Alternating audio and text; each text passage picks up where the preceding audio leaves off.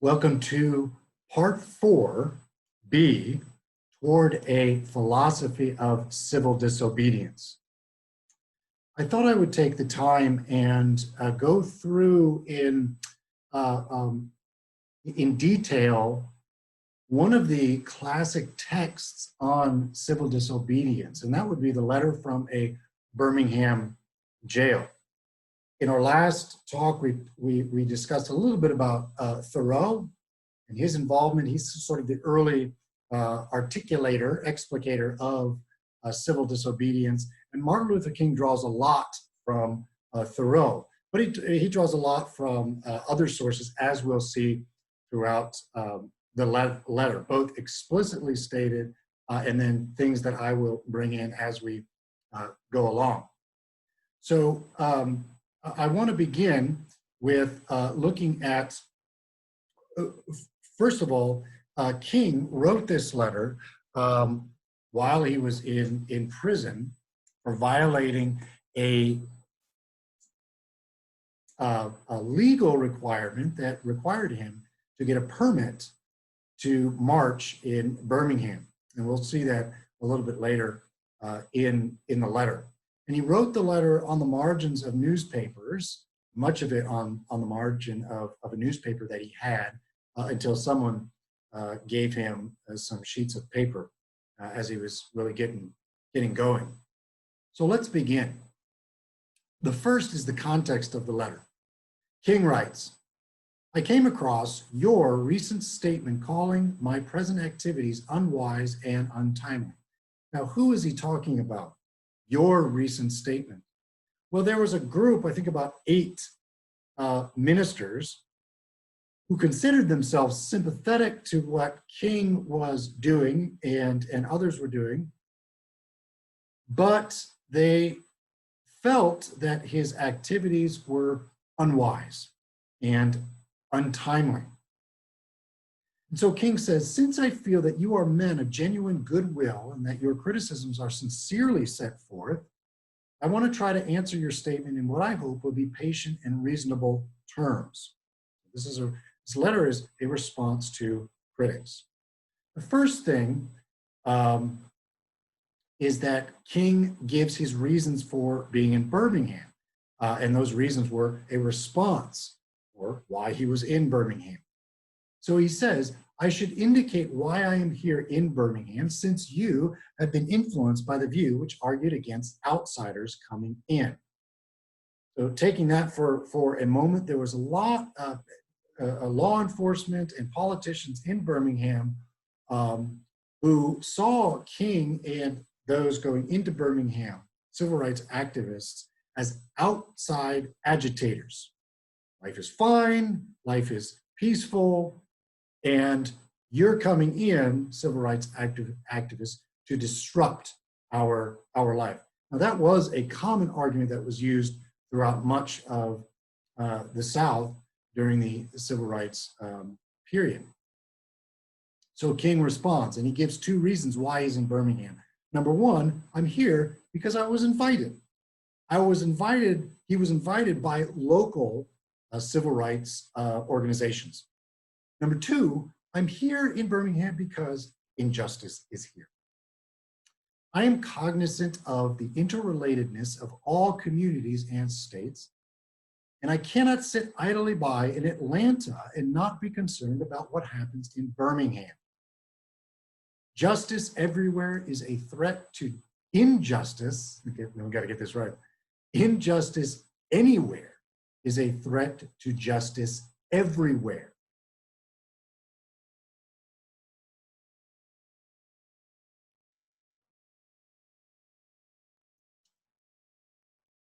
So his critics are asking about this direct action. A direct action movement is different than a protest. Sometimes they coincide with one another, but for the most part, they are separate. A direct action is one in which people, first of all, stop the status quo, or I should say arrest the status quo and find ways to sort of reinstitute a new way of thinking and a new life. A protest is somewhat different. A protest is when people gather, usually around sites of, like a state capitol, or Washington, D.C., the March on Washington, for instance, which King was be a part of. That would be more of a protest, or raising awareness by way of the government. Direct action is a little bit different, where you'll have things like sit-ins inspired by the labor movement, for instance, to demand immediate change. Basically, people take control of the apparatus of governance and democracy. So a lot of the movements around America right now are direct action protests, with the exception of those that from the right that are protesting the stay-at-home orders in certain parts of the country. That would be more of a protest. All I'm doing is making a distinction between the two, not making a judgment on either one.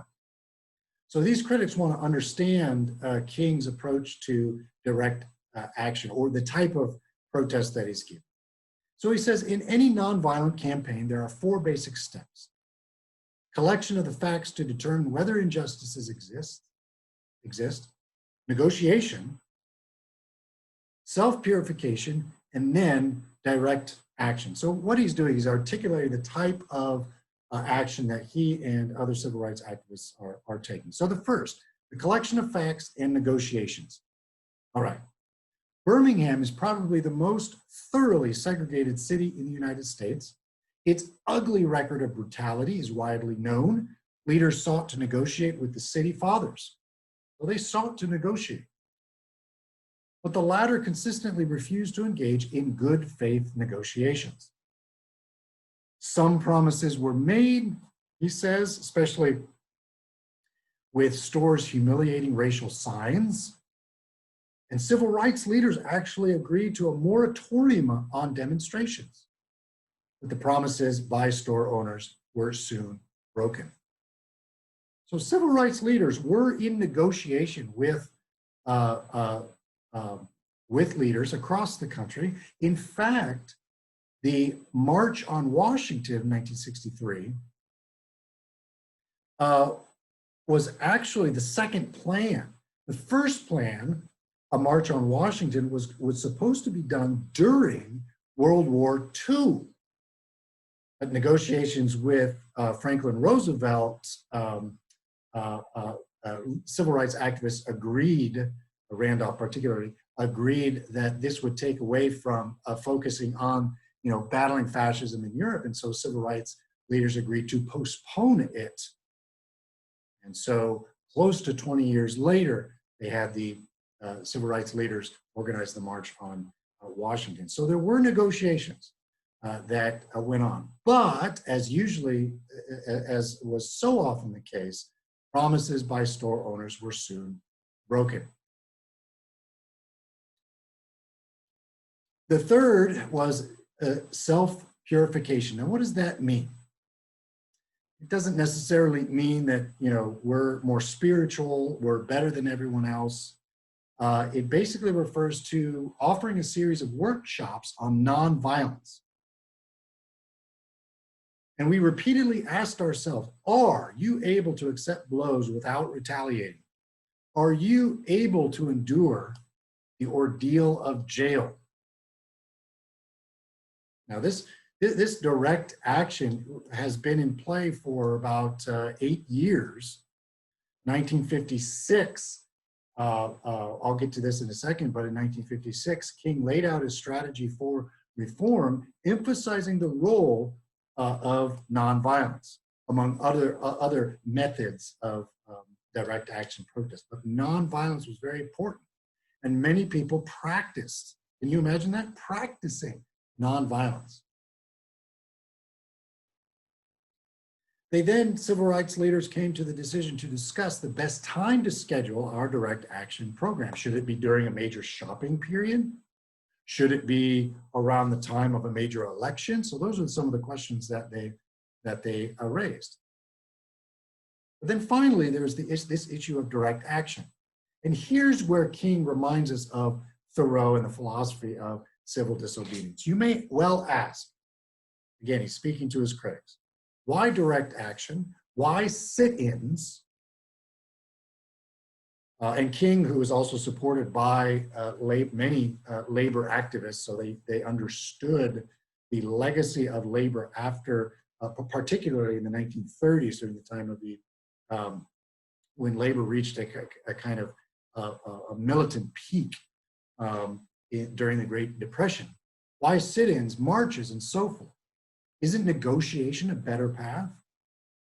You are quite right in calling for negotiations. Indeed, this is the very purpose of direct action. Nonviolent direct action seeks to create such a crisis and foster such a tension that a community which has constantly refused to negotiate is forced to confront the issue. The promise of our direct action program is to create a situation so crisis-packed that it will inevitably open the door to negotiation. Now notice what's going on. This is fascinating. And this is another part of the letter. King is emphasizing that we need to act before we have a plan for the future. In fact, the action must be taken to bring people to the table in order to come up with a plan for the future. There are many, and I remember hearing this time and again, in 2011, during the Occupy Wall Street period, very short period, although most of the occupiers have gone underground, that they would denounce, critics of Occupy Wall Street would denounce it because they didn't have a plan. Well, the first response to this is that's absolutely incorrect. Occupy Wall Street, advocates of Occupy Wall Street, they did have a plan. Plenty of anthropologists and sociologists did studies of groups all around the country, and they found that they did have a plan. I went to the second largest Occupy Wall Street in the United States, in Los Angeles. Many of my students did as well. And I asked people, why are you protesting? Now, around the country, experts found that there were, among the many reasons, there were two repeated reasons in Occupy Wall Street: jobs and student debt. So there was a plan. There was a plan to change things. But even if there isn't a plan, the point of the direct action is to create a crisis and to bring people to the table. King says later that we need to bring this into this, we need to create a crisis to the light of human conscience in the air of national opinion before it can be cured. Before it can be cured, before the plan is in place. University of London's David Graeber asks in his book, The Democracy Project, when has social change ever happened according to someone's blueprint? Such a demand, Graeber believes, is a hangover from Enlightenment ideas that have long since faded out virtually everywhere except in America. He says, in a direct action, we cannot really conceive the problems that will arise when we start actually trying to build a free society. What now seems likely to be the thorniest problems might not be problems at all. Others that never even occurred to us might prove devilishly difficult. There will always be new problems. There are innumerable X factors. What might a revolution in common sense actually look like? I don't know.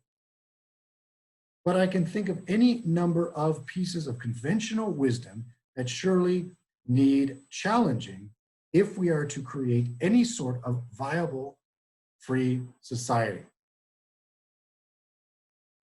I would suggest that this may be one way for us to look at something like the Capitol Hill Autonomous Zone in Seattle.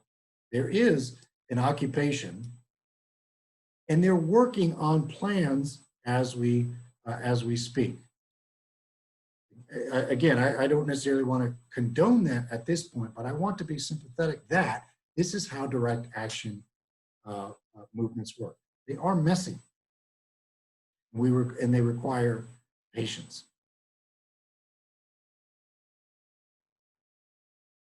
Okay. Now, King's critics said that he's acting too hastily, that that King and other civil rights activists should allow time for legislatures to make up laws to change things. Seems reasonable. King says, sorry, that's not going to cut it. It's not going to do it. We know through painful experience that freedom is never voluntarily given by the oppressor. It must be demanded by the oppressed. Frankly, I have yet to engage in a direct action campaign that was well-timed. In the view of those who have suffered unduly from the disease of segregation. For years now, I have heard the word wait. It rings in the ear of every African American with piercing familiarity. This wait has almost always meant never.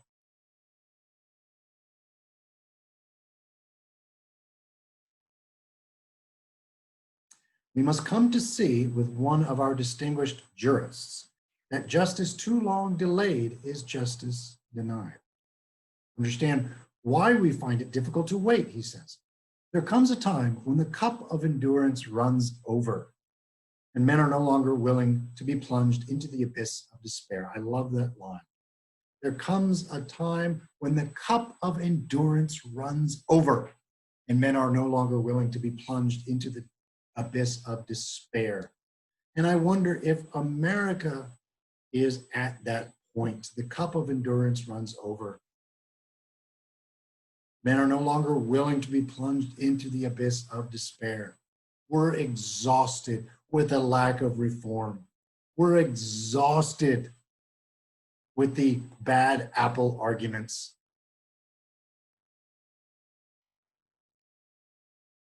This is why direct action is happening. And from that, he moves into civil disobedience. You express a great deal of anxiety over our willingness to break laws. This is certainly a legitimate concern. So he makes a distinction between just and unjust laws, just like Thoreau did. How can you advocate breaking some laws and obey others, they ask? The answer lies in the fact that there are two types of laws, just and unjust. I would agree with St. Augustine that an unjust law is no law at all. What's the difference between the two? How does one determine a law is just or unjust? Well, to put it in the terms of St. Thomas Aquinas, an unjust law is a human law that is not rooted in eternal law and natural law. Any law that uplifts human personality is just. Any law that degrades human personality is unjust. Segregation ends up relegating persons to the status of things. And he goes on more to talk about this as well. When humans are reduced to objects based on their socioeconomic status or because the existence of legal segregation, we have to ask ourselves, is this an unjust law? Laws that will cultivate the personality of everyone, not just a few people at the top or a few people in the middle, but everyone. Or if there are laws that actually push people down, that keep people from cultivating their personality, their personhood, finding ways to creatively cultivate that which is the image of God, namely themselves. Maybe we need to consider laws related to decent housing, healthcare, education. And as I've said before, all of these things must be dealt with more than simply racially diversifying or gender diversifying our workplaces. We must look at the root. We must look at the socioeconomic conditions that perpetuate inequality. Okay, and I should say that King was, some people may look at this, well, that's segregation. well, yeah, it's, legal segregation has been dismantled with Brown versus Board of Education, but there is cultural, invisible, structural segregation that has remained. Also, King made appeals to, he was fighting for poor whites who are also, as he said, derivatives of legal segregation. Okay? So King understood the roots of the problem, and he wanted people to become aware of those roots. An unjust law is a code that a numerical or power majority group compels a minority group to obey, but does not make binding on itself. A just law is a code that a majority compels a minority to follow, and that it is willing to follow itself.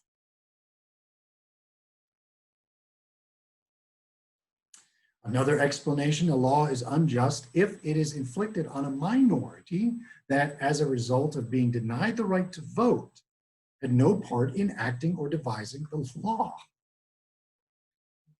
Who's going to vote for decrepit housing? Who is going to vote not to have health care? To have terrible education?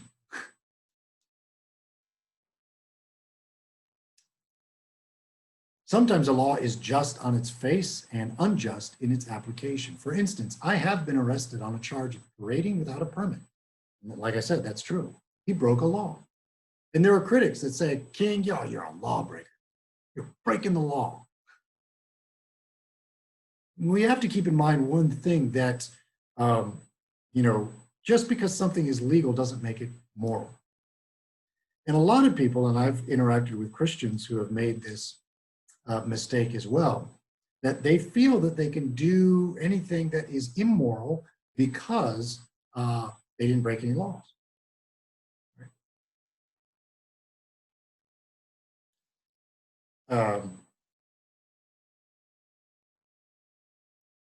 I just have my own stories, and I'm sure some of you have stories as well, where people will do things that are just immoral to your person, to your character, to your family, maybe to your spouse, and to your kids. The most egregious and foul immorality against you. But then they'll come around and say, well, I didn't do anything illegal.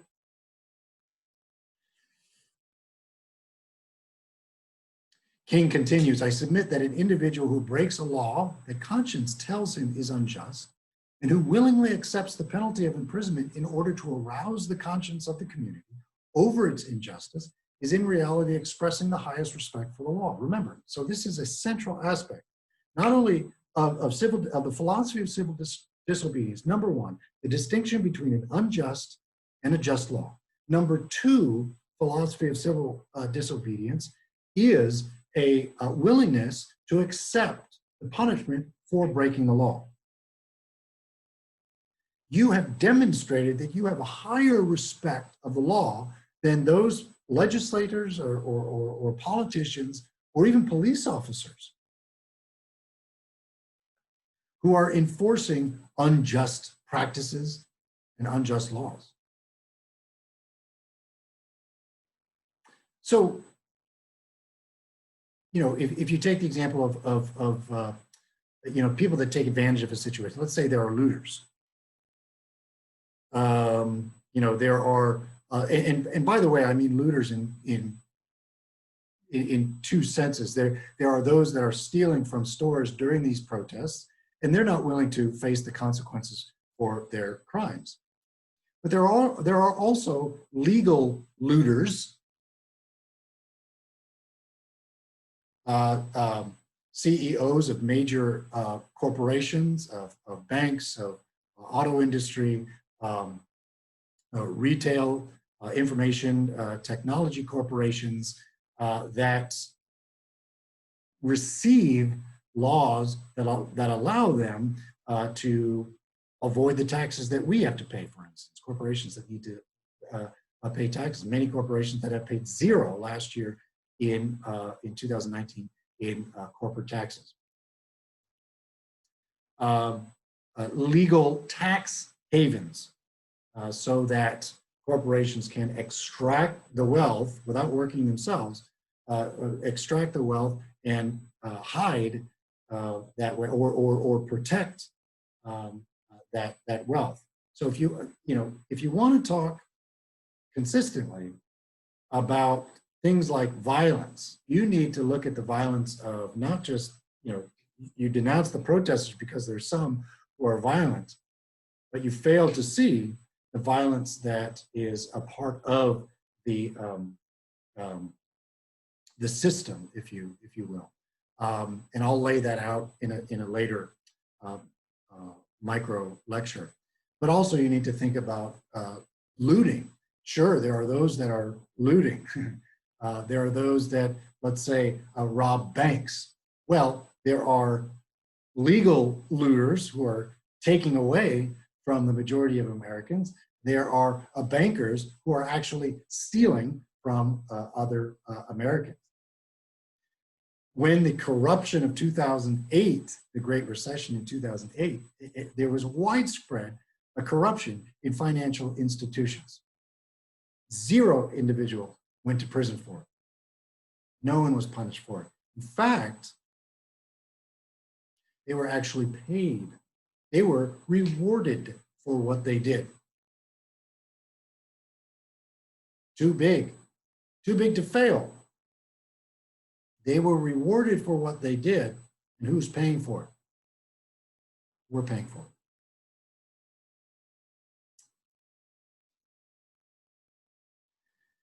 Now King moves on to 3 different groups. Moderates, extremists, and then the church. Thoreau spoke directly to the politically complacent, those who opposed injustice but did nothing about it, often using the excuse that they are just one person and therefore cannot make a change. Thoreau discussed that in his essay. King says, I have almost reached the regrettable conclusion that the African American's greatest stumbling block in his stride toward freedom is not the white citizens' counselor or the Ku Klux Klan, but the white moderate who is more devoted to order than to justice. American culture has gone through that shift as well. Intensified, well, beginning really after World War I, and then coming in another instantiation in World War II. But after 9/11, Americans preferred safety over the exercising of civil rights. We prefer order over justice. Sometimes we confuse order as justice, just like some confuse law with right or with morality. The two need to be distinct. The same in this case, order does not necessarily mean justice, and you have to make a distinction between the two. Now he's talking to those who constantly say, I agree with you in the goal you seek, but I cannot agree with you with your methods of direct action. I agree. Oh yeah, I'm so sympathetic. And today we hear, oh, we're sympathetic, but what about this? What about this? What about this? What about this? Ad nauseum. And these buts, big buts, get in the way of dealing with injustice in America. But this, what about this? What about this? What about this? These become distractions. Either they become distractions or they are excuses. He says, shallow understanding from people of goodwill is more frustrating than absolute misunderstanding from people of ill will. Lukewarm acceptance is much more bewildering than outright rejection. And now he talks about violence. In your statement, you assert that our actions, even though peaceful, must be condemned because they precipitate violence. But is this a logical assertion? Isn't this like condemning a robbed man because his possession of money precipitated the evil act of robbery? I had also hoped that the white moderate would reject the myth concerning time in relation to the struggle of freedom. Such an attitude stems from a tragic misconception of time, from the strangely irrational notion that there is something in the very flow of time that will inevitably cure all ills. Actually, time itself is neutral. It can be used either destructively or constructively. Human progress never rolls in on wheels of inevitability. This sort of reminds us of what he said about waiting, and time. Right? Um, uh, uh, Justice is never offered willingly by the oppressor. It must be demanded by the oppressed. Now he talks about a wing of the civil rights movement. We should repeat that the moderates, they're those who are sympathetic to civil rights, but they don't want to do anything about it. Now there are civil rights activists who utilize violence, and he wants to talk to them. The other force is one of bitterness and hatred, he says, and it comes perilously close to advocating violence. The largest and best known being Elijah Muhammad's Muslim movement. We should keep in mind that there were arguments that would denounce King and nonviolent activity because of this branch or this wing of civil rights activists. In other words, they allowed Elijah Muhammad's Muslim movement, which was more militant, more violent, to cancel out the nonviolent activity of Martin Luther King. So as we see the movements in America right now, there's a ton of peaceful, nonviolent protesters. But because there are also violent actors who, again, take advantage of the situation, we utilize that as propaganda to cancel out the nonviolence of the protesters. And that needs to stop. And so here King is looking at a similar situation. Now he says, I've tried to stand between these two forces, saying that we emulate neither the do-nothingism of the complacent nor the hatred and despair of the Black nationalists. I am further convinced that if our white brothers dismissed as rabble-rousers and outside agitators, those of us who employ nonviolent direct action, and if they refuse to support our nonviolent efforts, millions of African Americans will, out of frustration and despair, seek solace and security in Black nationalist ideologies, a development that would inevitably lead to a frightening racial nightmare. So think about that for a moment. In the current context, apply what King is saying to our situation now.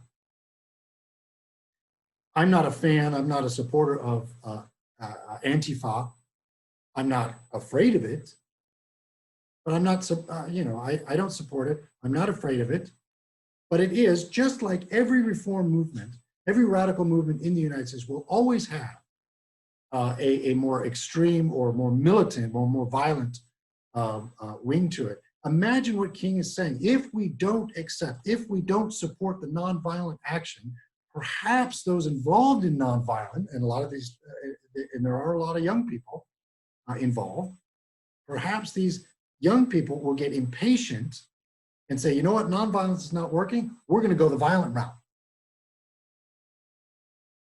A development that would inevitably lead to a frightening nightmare. Let's support the nonviolent peaceful activity. Don't cancel out the nonviolent protesters because of the existence of a few that are violent. But here's the problem. King, who is nonviolent, is now seen as an extremist. He's a danger. He's violent. I saw this. I've seen, you could see the same thing in the anti-slavery movement. There were different types of abolitionists, but eventually they're all lumped into the same group, right? So there may come a point where maybe we're already there, where nonviolent protesters in the US right now are going to be automatically associated with violence. They're all violent, and we should denounce them. But notice what he says. He answers the label of being called an extremist.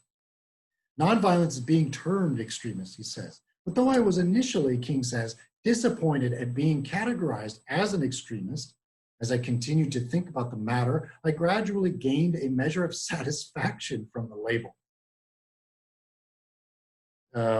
In my recent book, To Preach Deliverance to the Captives, George Bourne, who is central to the book and the first immediate anti-slavery advocate in America. Sorry, shameless plug. He was labeled as an extremist, and he wasn't. He was non-violent, theologically minded, a confessional Presbyterian minister. But anyway, he was denounced as a fanatic, as an extremist, even as an infidel in 19th century America. And you know what? Eventually, Bourne, you know what he started saying? He says, you know what? He wrote this in a sermon one time. He says, if I'm an extremist, then I pray to God for more extremists.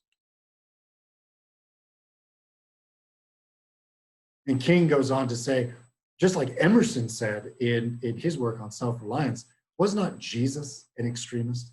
Paul for the Christian gospel, Martin Luther, John Bunyan, Abraham Lincoln. Oh my goodness, Abraham Lincoln, you're destroying the country. Oh, Martin Luther, you're destroying the church.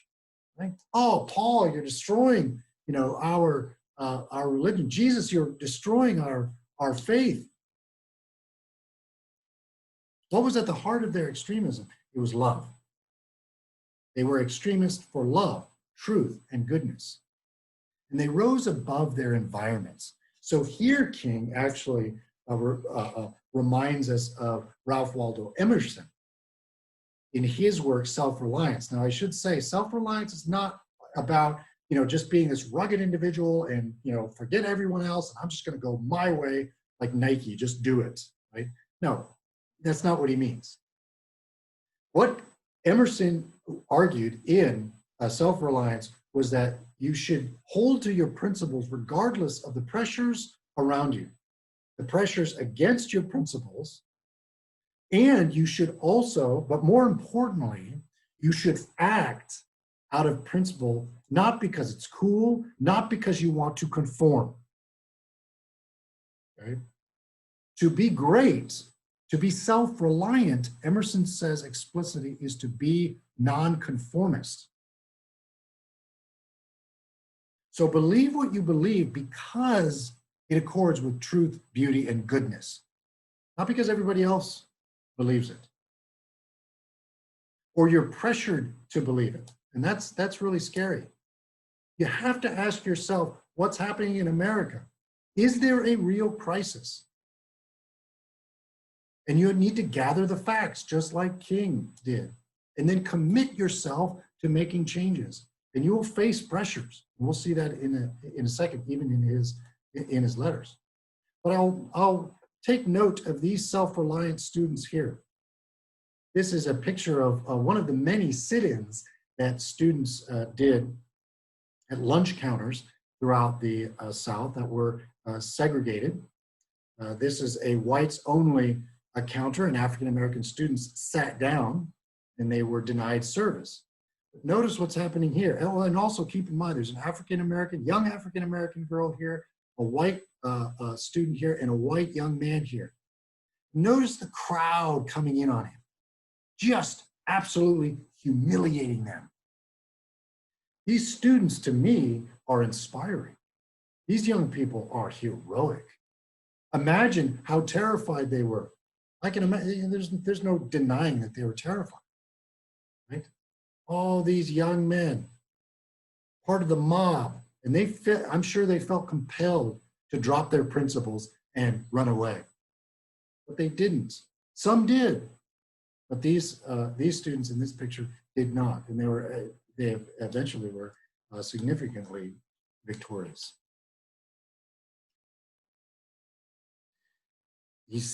King saves his final criticism for the church. You know what? I feel like I need to go back here, and and just say on a personal note, I have seen students, principled students, involved in peace movements, in justice movements. I have seen them confront corrupt administrators, arrogant, foolish administrators. And their character was just denounced and trounced. But it doesn't matter. It didn't matter to them. They're committed to their principles. And I'm very encouraged by many of the millennials out there. Oh, millennials. Look, there's some heroic millennials out there. So anyway, I just needed to make that point. Now, King saves his last criticism, final criticism for the church. And we see this throughout reform movements in America, from the anti-slavery movement to women's rights to labor, not so much in the modern age today, but maybe it needs to be revived a little bit, but much throughout the 19th century and into the 20th century, a lot of leaders in the Reformed Church were calling out the church, leaders of the church, to say, hey, you should be prime leaders in society, and you're not helping. And in many ways, this is why a lot of, and again, what I've seen of young people leaving the church, because of the woeful example of evangelicals who will say, God, who will say to people, the Lord bless you and keep you. God bless you on your way, but they will do nothing for the material needs of the body. That's dead faith. So King says, I have been so greatly disappointed with the white church and its leadership. A few years ago, I felt we could be supported by the white church. I felt that the white ministers, also priests and rabbis of the South, would be among our strongest allies. Instead, some have been outright opponents, refusing to understand the freedom movement and misrepresenting its leaders.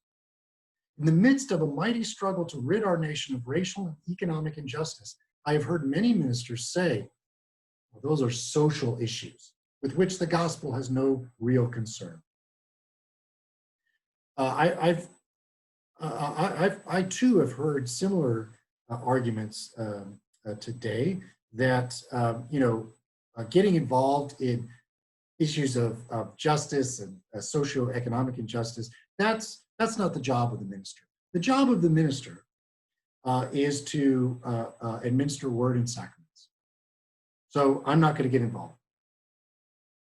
Now, to a certain degree, that's true. In everyday normal life, the job of the minister is focused on words and sacraments, but sometimes there are extraordinary circumstances that should compel us, move us to help others. The more we say that the job of the minister is not to get involved in these issues, that when extraordinary circumstances come up, we'll be in the habit of saying, we're not going to get involved. Are we really going to see, if our neighbor's house is on fire and our neighbors are in need, regardless of what their religious background is, they're in need, they're burning up, is a minister really going to stand outside and say, well, that's not my job. My job is to preach the gospel? Of course they're not going to say that. Now again, if you are a minister and you spend every single day fighting fires and you neglect the preaching of the word and sacraments, we'll call you a fireman.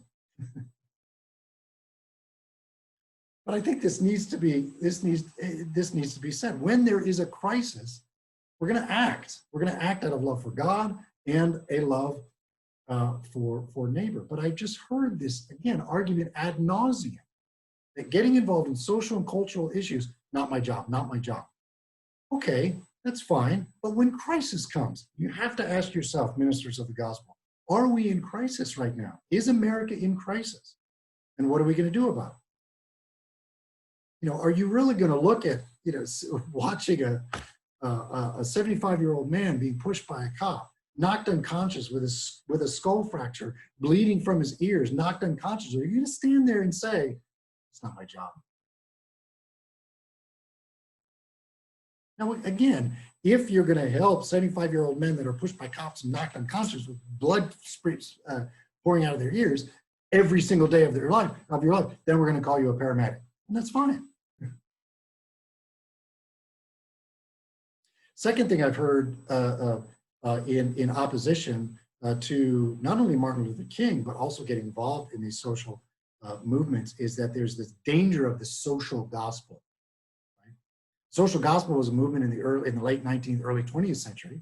And certainly King was influenced by the leaders of the prime movers of the social gospel, people like Walter Rauschenbusch, that believed that if you kind of reform the externals of an individual or a social group's life, you will usher in the kingdom of God. And King certainly was influenced by that. But I don't see how getting involved in getting at the root of socioeconomic problems, looking at conditions of oppression to ameliorate the lives of others, necessarily means that I am jettisoning orthodoxy.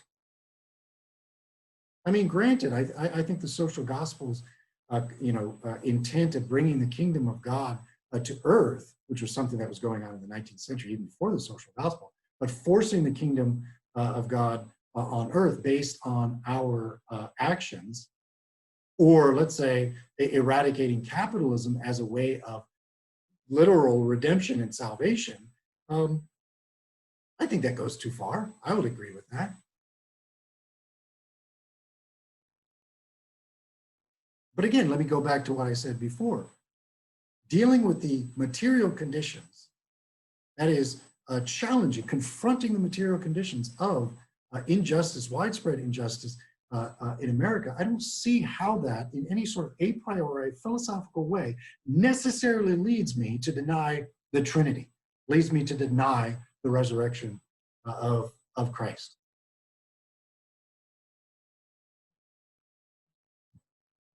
Any more than getting involved in issues of social justice will mean that I become some sort of atheist or something.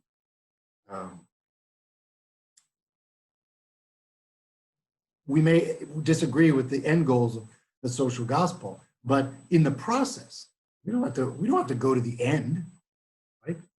We don't have to follow, as Graeber said, we don't have to follow one person's blueprint. In fact, what we can do is, as we are involved, we can negotiate. Protest is in direct action, both direct action and protest are a kind of social dialogue. It's always moving, right?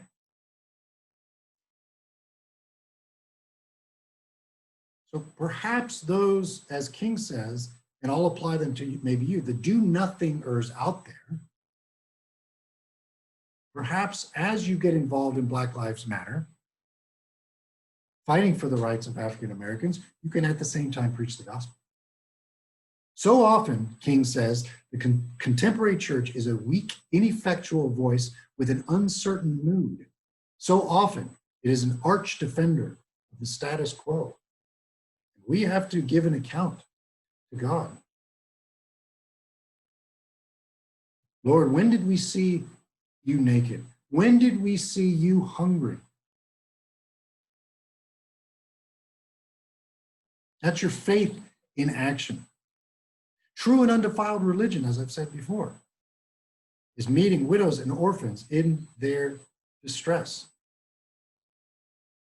And that stress can come from unjust laws, unjust conditions.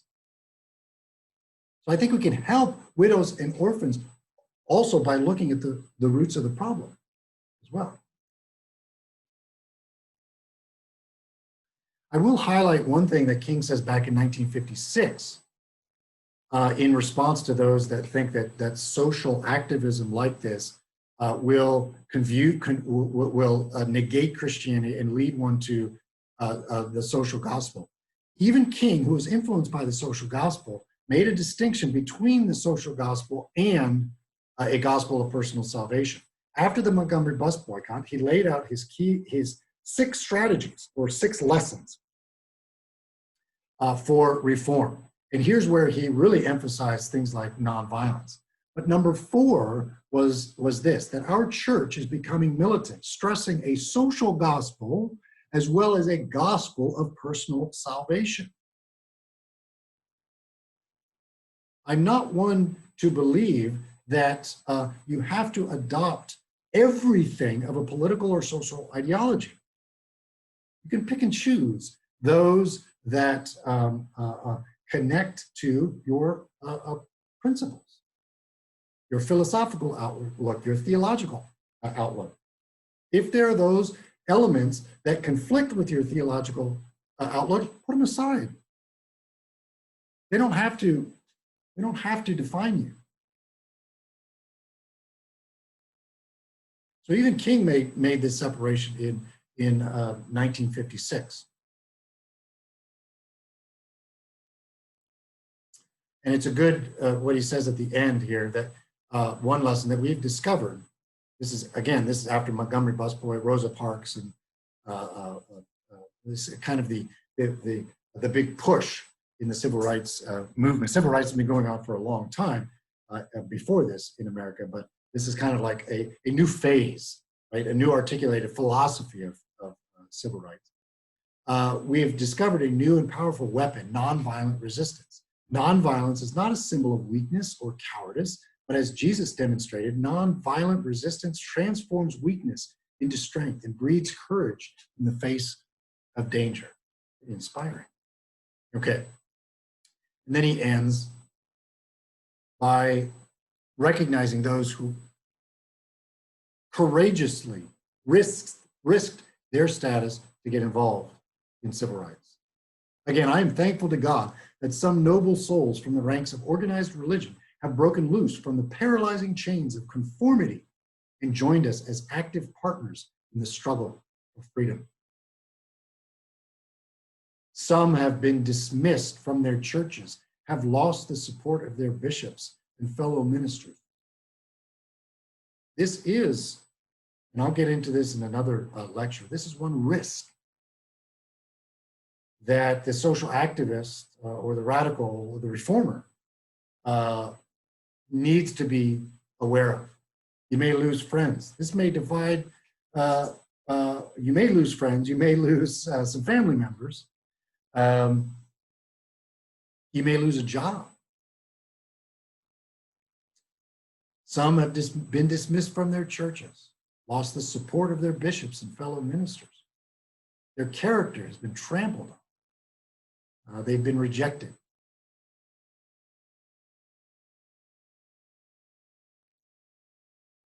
Well, I've seen, and I know a lot of courageous individuals who have fought for injustice, and I've seen the weight of the world come down on them.